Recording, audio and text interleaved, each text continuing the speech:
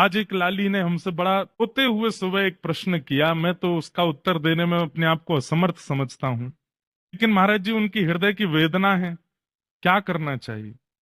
इनका क्या प्रश्न था।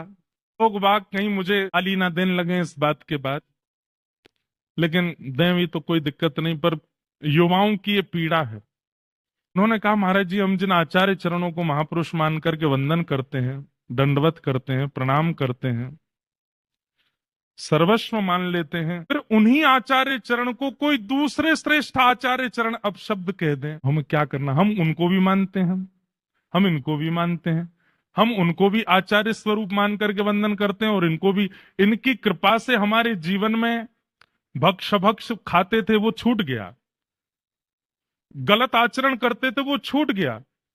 जिन महापुरुष की कृपा, जिनकी वाणी से हमारा जीवन परिवर्तित हो गया, उन्हीं महापुरुष को एक ऐसे महापुरुष अपशब्द बोल रहे हैं जिनकी वाणी भी हम सुनते हैं, हमारे घर में सब सुनते हैं। ऐसी स्थिति में महाराज जी क्या करें।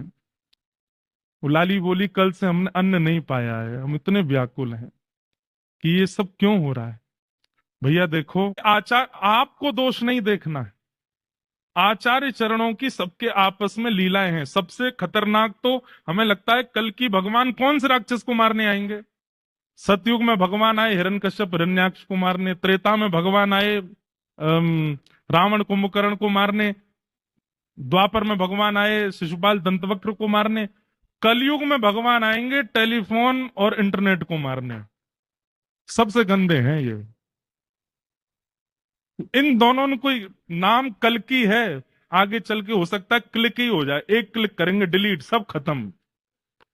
जिस दिन पूरे विश्व का इंटरनेट बंद हो जाएगा उसी दिन कलयुग विश्राम और सतयुग प्रारंभ होगा। अब से हमारी प्रार्थना है कल को कितने भी श्रेष्ठ आचार्य चरण अगर किन्हीं महापुरुष के बारे में कुछ ऐसा बोल दे रहे हैं, आप उसको केवल आपसी विनोद समझो, उसको ज्यादा हृदय पर लेकर के आपको क्यों करना है चयन, कौन श्रेष्ठ कौन अश्रेष्ठ। आपके लिए सब श्रेष्ठ होने चाहिए। नित्यानंद महाप्रभु कल सुन रहे थे ना कथा में, वो घर घर जाके कहते हैं, बोले तुम्हारे बर्तन हम धो देंगे, तुम्हारे घर की सब्जी हम बना देंगे, तुम तो केवल हरि बोल बोलो। जब वे ये बात कह सकते हैं, चैतन्य महाप्रभु कहते हैं कि इस कलयुग में किसी जीव का त्याग नहीं करना, किसी जीव का उद्धार नहीं करना, सबको स्वीकार करना है। क्यों? क्योंकि उसमें जो दोष है ये उसकी कमी नहीं है, ये कलयुग का प्रभाव है। तो ये कलयुग है।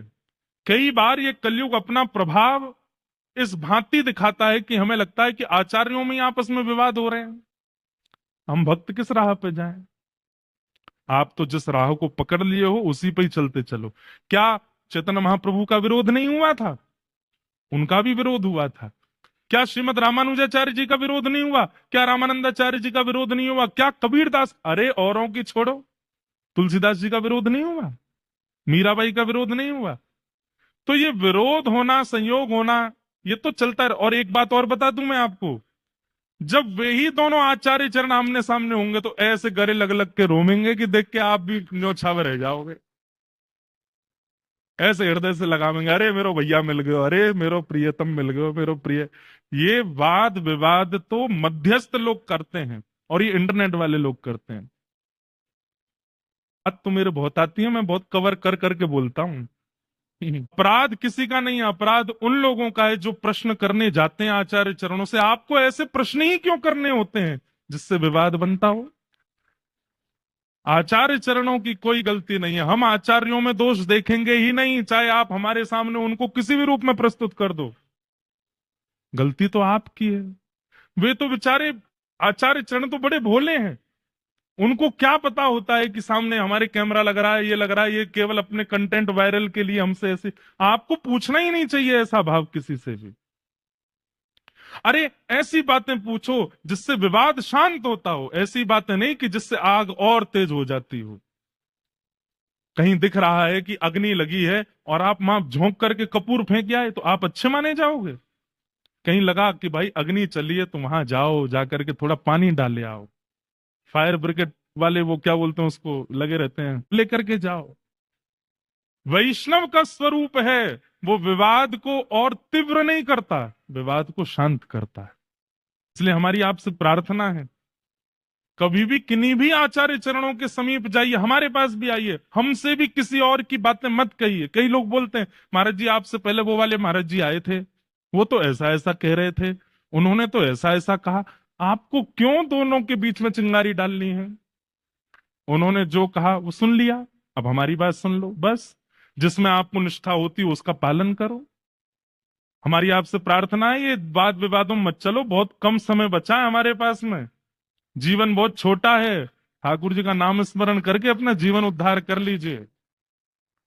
सोचिए, यहाँ लोग बाग अतराएं निकाल रहे हैं, यहाँ लोग बाग बड़े बड़े मंचों से जाकर के कह रहे हैं कि भैया हिंदू एक है, जाओ ये है जाओ।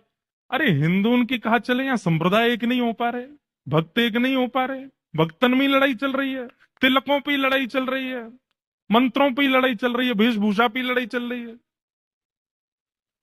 भैया युवा जैसे तैसे आए हैं भक्ति मार्ग पे, आचार्य चरणों के भाव से कहीं वो भटक ना जाएं। इसलिए हमारी प्रार्थना आचार्यों से नहीं, आचार्य गलत नहीं हो सकते, हमारी प्रार्थना तो उन लोगों से है जो उनकी बातों को दूसरों तक पहुंचा रहे हैं। कृपा कर ऐसी भावनाएं पहुंचवाइए जिससे वैष्णव और प्रगाढ़ हो, जिससे हमारे चित्त में और भक्ति प्रबल हो। दो आचार्य चरण लड़ लें आपस में, ऐसी भावनाएं क्यों प्रकट करनी?